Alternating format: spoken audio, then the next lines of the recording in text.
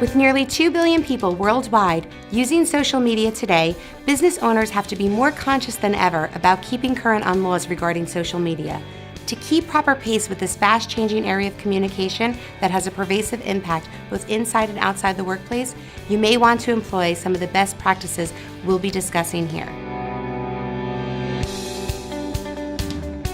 If you choose to implement a social media policy within your organization, be sure the policy is clear in terms of what will and won't be tolerated.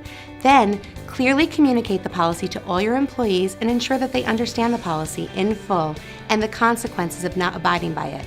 You'll want to update the policy as the social media environment continues to change, being careful to alert your employees of policy changes as they occur.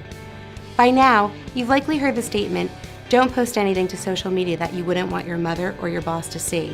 You've probably heard a few horror stories along the way about people who didn't keep that advice in mind, so it bears repeating. Encourage employees to use sound judgment before they post anything to social, even if they're posting on their personal pages. Remind them that, while the organization has no intention of controlling what happens on their personal accounts, as a member of your organization, what they post is a reflection not only of them personally, but of the organization for which they work too. Remind them to check and update their privacy settings on their accounts so what they'd like to remain private stays that way.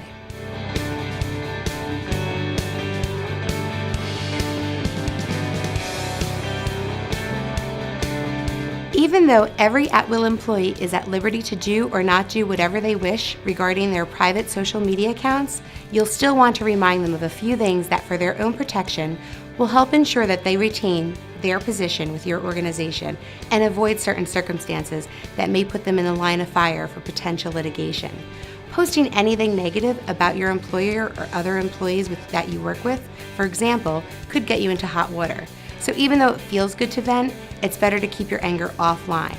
Because social media has a momentum and a life of its own, even with your privacy settings set in a way that circulates posts to your network only, you have no idea who within your network might repost your thoughts to a broader network outside your control, and when your own words might hurt you.